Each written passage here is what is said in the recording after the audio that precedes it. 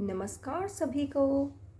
आज हम सुनने वाले हैं कहानी दोस्ती का फर्ज। चीकू खरगोश और मीकू चूहा एक पेड़ की शाखा पर झूले में झूल रहे थे। बहुत खूब, यह बेहद मज़ेदार है। हाँ मीकू, लेकिन वास्तव में मज़ा आ रहा है। यदि तुम गिरोगे तो सारा मज़ा सज़ा में बदल जाएगा। चिंता मत करो चीकू, यदि मैं हाथ छोड़ दूं तो भी नीचे नहीं गिरूंगा, मीकू ने जोर से झूलते हुए कहा। मीकू ने अभी कहा ही था कि तेज हवा का झोंका आया और मीकू का हाथ झूले से छूट गया। वह सीधे पास सो रहे जंबो हाथी पर जा गिरा। मीकू जैसे ही उसके ऊपर गिरा, जंबो एक झटके से उठा। मीकू, मुझ पर कूदने की तुम्हारी हिम्मत कैसे हुई? क्या तुम जानते हो कि तुमने क्या किया?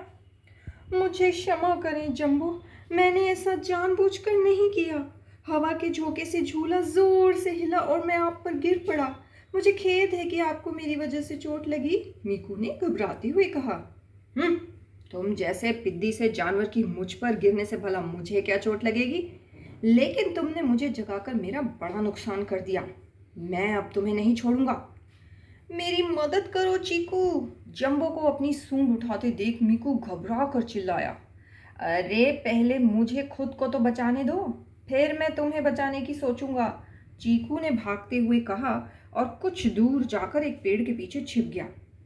ओहो, जिसे मैंने अपना सच्चा दोस्त समझा था वह मुझे छोड़कर मुसीबत की घड़ी में भाग गया है। मीकू की आंखों से आंसू झलक पड़े। अरे मैं यही हूँ जंबो, तुम मीकू को अपनी सूंड से मत उठाओ। मेरा मतलब है कानून को अपने हाथ में मत लो। अगर तुम मीकू को नुकसान पहुंचाओगे तो मैं राजा से तुम्हारी शिकायत करूंगा, चीकू पेड़ के पीछे से चिल्लाया। नहीं, मैं मीकू को नहीं छोड़ूंगा, जंबो ने गुस्से में कहा। चीकू बोला, जंबो, यह सच है कि मीकू तुम्हारे ऊपर कूद पड़ा, लेकिन इसमें तुम्हें कोई नुकसान तो नहीं हुआ ना, इसलिए आपको उसे माफ़ कर देना चाहिए। मीकू ने मेरी नींद खराब की है, मैं उसे बिल्कुल भी माफ़ नहीं कर सकता, जंबो गुस्से से चिंगाड़ा। तो तुम क्या चाहते हो? चीकू ने पूछा।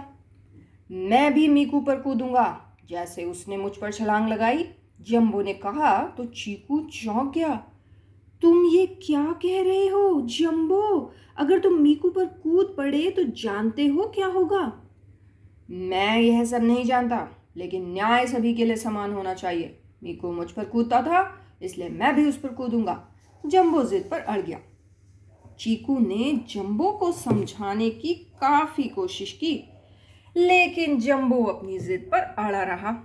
ठीक है जंबो, तुम एक हफ्ते बाद मीकू पर कूद सकते हो, चीकू ने कुछ सोचते हुए कहा तो मीकू घबरा गया। चीकू, तुम मेरे दोस्त हो या दुश्मन? तुम नहीं जानते कि तुम क्या कह रहे हो। मैं जंबो के नीचे दबकर मर जाऊंगा, मीकू ने घबराते हुए कहा। मीकू, अब जो भी हो, जंबो को तो मान ही नहीं रहा है, हमें उसकी बात माननी पड़ेगी, चीकू बोला।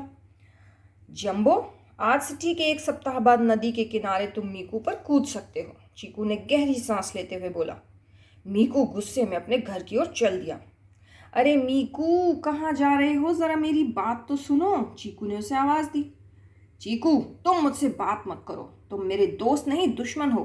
तुम्हें जंबो को समझाना चाहिए था कि वह अपनी जिद छोड़े, लेकिन तुमने तो उसकी बात मान ली, मीकू गुस्से में बोला। चिंता मत करो, अभी हमारे पास 1 सप्ताह का समय है। तुम्हें अब जमकर व्यायाम और कठिन अभ्यास करना होगा। क्या तुम्हें लगता है कि मैं 1 सप्ताह के अभ्यास के बाद इतना ताकतवर हो जाऊंगा कि अगर जंबू मुझ पर कूदा तो मुझे कोई नुकसान नहीं होगा? यह एक अलग तरह का व्यायाम है, चीकू ने कहा और मीकू को अपनी योजना के बारे में बताया। खुसफुस खुसफुस खुसफुस खुसफुस। मीकू, अब यह तुम पर निर्भर करता है कि तुम कितनी मेहनत करते हो, चीकू ने पूरी योजना समझाते हुए कहा। चीकू, जब सवाल अपनी जिंदगी का हो तो मैं अभ्यास में कोई कसर नहीं छोड़ूंगा, मीकू ने कहा और दोनों अपने अपने घरों को वापस चले गए। 1 सप्ताह बाद सभी नदी के किनारे इकट्ठे हुए। जंबो की मीकू पर कूदने की खबर चारों तरफ फैल गई थी। कई वनवासी और यहाँ तक कि उनके राजा शेर सिंह भी वहां आए थे। जैसे ही चीकू ने जंबो को इशारा किया, जंबो पूरी ताकत से मीकू पर कूद पड़ा। यह देख वहां मौजूद वनवासी हैरान रह गए। ओह बेचारा मीकू, सभी ने उदास होकर कहा। जंबो अब उठो, तुम पर कूदकर 5 से 10 सेकंड में ही मीकू भी उठ गया था, चीकू ने झट से कहा। इससे क्या फायदा चीकू, बेचारे मीकू की तो चटनी बन गई है। काश राजा होते हुए मैं भी कुछ नहीं कर सकता था, शेर सिंह ने उदास से होकर कहा। चिंता मत करो महाराज, मीकू को कुछ नहीं हुआ है। जैसे ही चीकू ने ये शब्द कहे, जंबो उनके सामने खड़ा हो गया और मीकू भी उसके नीचे से ऊपर उठकर खड़ा हो गया। यह चमत्कार कैसे हुआ? शेर सिंह ने हैरानी से पूछा।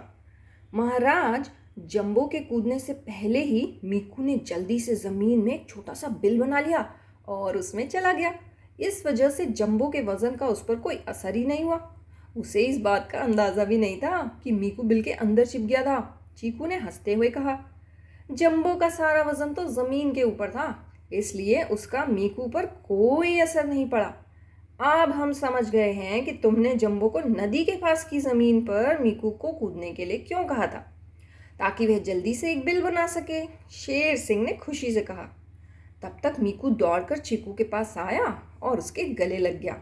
धन्यवाद चीकू, अगर आज तुम नहीं होते तो मेरा बचना मुश्किल था।